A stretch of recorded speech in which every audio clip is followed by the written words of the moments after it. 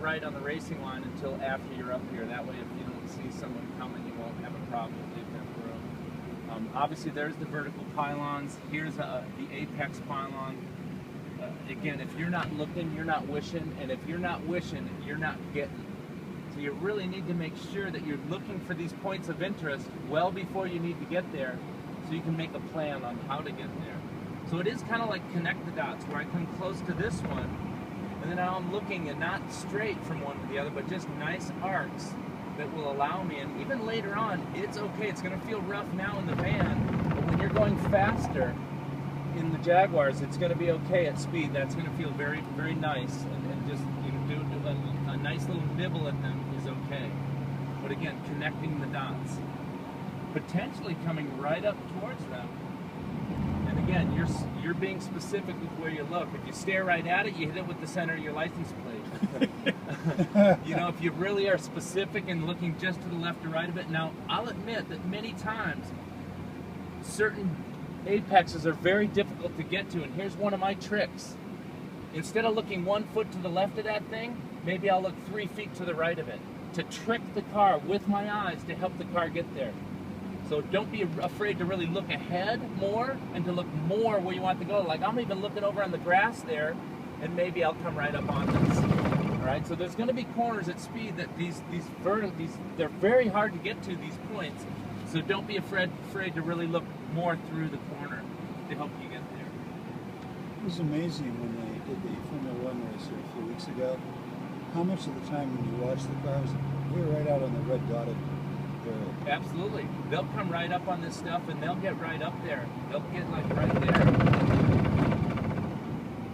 Are these markers in place during the race? No, these are ours. We put the yellow vertical, so the red and yellow, they're kind of general areas that help you. And of course at speed, it'll be more natural to go out to that point. And of course at speed, it'll be real natural to hopefully, this is a blind rise. Hopefully you can, make a nice straightaway through here from turn into apex to really making the straightest line to lay the power down and demand less from the steering wheel by having a straighter line there. The braking markers are super useful. Every one of these braking markers, start early. Start with a 4, start with a 3, and then you can start challenging yourself with a later brake once you feel comfortable. But certainly braking and slowing more is always better than not slowing enough. Much better to promote a gas and steer because you overslowed the corner than to promote a brake and steer because you didn't slow enough. Ideally, you get it right to where a brake, release, little coast, and then unwind the wheel and power. I can't teach you what speed is good. I'd rather have you go in slower than to go in faster if there's a choice in the matter. Create that margin. Now here there's a vertical pylon up on top out here where we're just really coming out to kind of work in. You don't have to go way over to the left, but you're going to see once you, and this is the fastest straightaway. This is where yesterday we were getting 145. So this is all a big straightaway, even though there's a curve here. To me, it's like a straightaway, but we still move over to the left there a little bit and see the braking markers. They're indicators that, wow, you need to be over on that right-hand side to get ready for a left-hand corner at the end of this big, what I call a straightaway here. Now they've got, this is such a high-speed area. There's more than 4, 3, 2, 1. I mean, they're starting here at 6. They're going from 6, 5, 4, 3, 2, 1. Because obviously at big speeds, with different braking power, there's a lot of different marks needed for the different vehicles. Certainly better to, we don't jump off a diving board and then look at the landing. While you're braking straight, you're looking at that apex, and if you know, uh-oh, I'm not going to get it, you'll brake harder, harder, harder. Or you're parked and you're not there yet, your eyes will tell you, hey, to release the brake and get on in there. Either way, the most important thing that will happen to you, that will come from looking before you leave, is you'll do the most important rule. You will slow the car enough before you turn in. Because if you don't slow the car enough before you turn in, you're toast.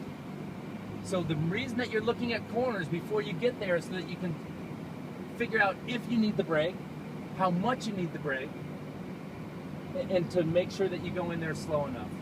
Again, I probably, in big speed, will be gravitated out towards there more. This corner, a lot of times people want to go out there, but look at all these marks. Look at how the racers come out this way, and they actually will manufacture a straightaway to get out to this, where I'm on the gas, but I'm going to make a straightaway to get the best brake purchase. Hopefully if I'm now adding the steering wheel, I can be releasing the brake. That's the string theory. And hopefully if you're light on the gas before you unwind the wheel, that's fine, but no big power until you're able to unwind that wheel. Remember, that's the string theory. Between slowing down more than you think you should and separating controls like string theory, those things will take you farther.